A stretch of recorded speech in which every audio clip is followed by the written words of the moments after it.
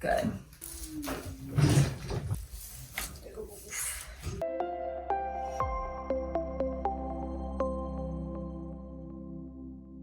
Hi, I'm Dr. Ludeman from Bolingbrook Family Chiropractic. Today I'm going to treat a patient of mine that has some left-sided sciatic pain after walking too much in the city of Chicago.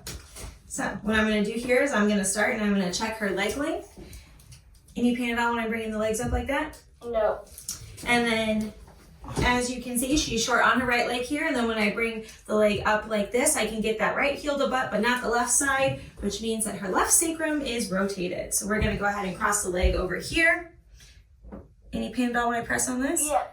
Perfect. Bring the table up like this, set the tension to her. We're gonna do a couple drops. Add a little more tension.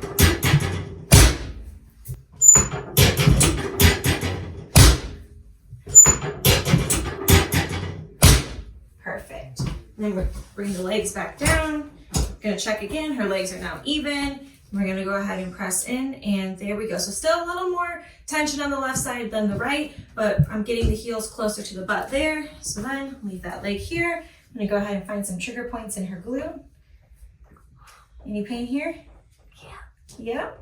And then we're gonna go ahead and externally rotate that hip out, and we're gonna do some piriformis release.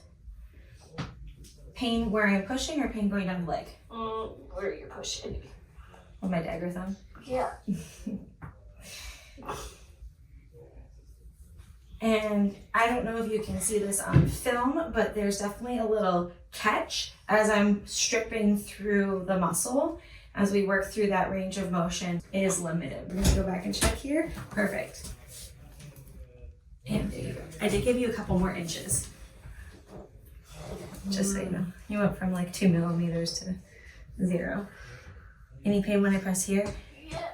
Perfect. Go ahead, deep breath in here and all the way out. Good. How's the bruise? Oh, that's not too bad. So we did some cupping to support the muscle spasm that she was also having, because when you have that restriction on that left sacrum, she doesn't have great movement when she's walking. So what happens is that we started to have more spasm on the right than the left, because the left side low back had to compensate for the lack of movement in that left sacrum. Deep breath in here and all the way out. Good. Deep breath in again and all the way out. One more deep breath in. Okay. Good. It's like a good hurt, right? Yeah. Okay, so we'll definitely do some decomp again today. Do you want to do cupping too or no? Oh, how bad am I bruised? You're like on like the stages of yellow, not so much like the purple. Sure. Except for this one over here, like this left QL side has a little too much purple. Go ahead, go on your back face up. I'll check your hip flexors too. So when you guys did decomp last time, did you still do the same? I didn't do decomp. What? Mitch did not do decomp. Why not? He left me on cups for 15 minutes.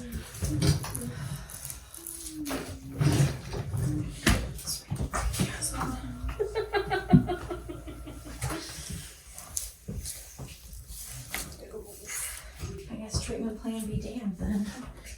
Decomp it is today. Go ahead and press it. Any pain at all with it? No. So press out. I had to think about it. Any pain with that? No. So here we're checking her pubic symphysis. So we're checking adduction and abduction to see if she's compensating too much with the adductors and if that creates any compensatory pain in the low back. Go deep breath in here and out. All right, and then here we're doing a hip flexor check. So she's very tight on this right side, so go ahead and just straighten for me. So what we're gonna do now is we're gonna do a psoas, pin, and lengthen. Remember, it's a good hurt. And bring the leg up. Good, and then go ahead and straighten. Good, and then bring the leg up.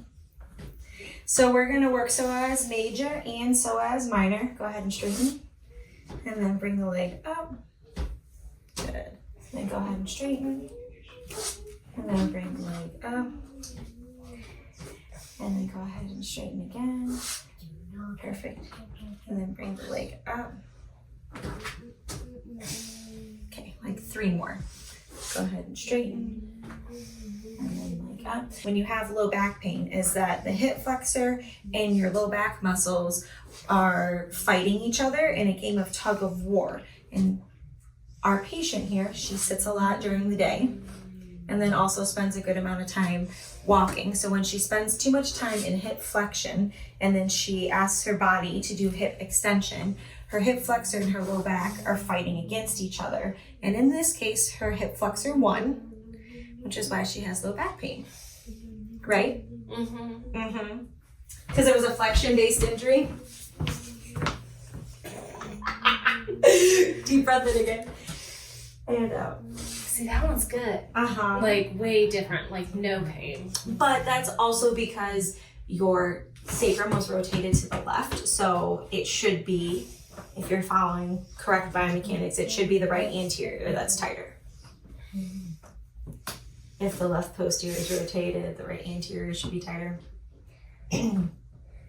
So my body's genetically correct. Great. I mean, this injury, yes. Yeah, this is not near as bad. It's definitely that right side. Okay, let's go ahead and press in again. Good. And then press out. Good. Any pain? Mm-mm. All right. You can go ahead and sit up. We're going to go take her to decomp. Hi, I'm Dr. Ludeman from Bolingbrook Family Chiropractic, and here I have my patient with left-sided sciatica pain. So we just adjusted her. Now we're going to put her on the decomp machine. So we're going to go ahead and strap her in. So we like decompression in our office because decompression is going to help open up the joints. It's going to give her range of motion that she doesn't already have. And it feels like a nice little stretch, right? I love it. And we did we do B or U with you last time? I think we did U. B. Oh, we like B? Okay. B it is. I haven't tried you. So what's going to go ahead and happen is this table is going to lean back. Our patient's going to go ahead and hold her arms. I have these arm rests up and underneath her armpits. And then it's going to go ahead and it's going to lengthen and stretch out the spine for us and gap the spaces for the discs. And it's going to take all of the pressure off the disc and hopefully bring down her inflammation.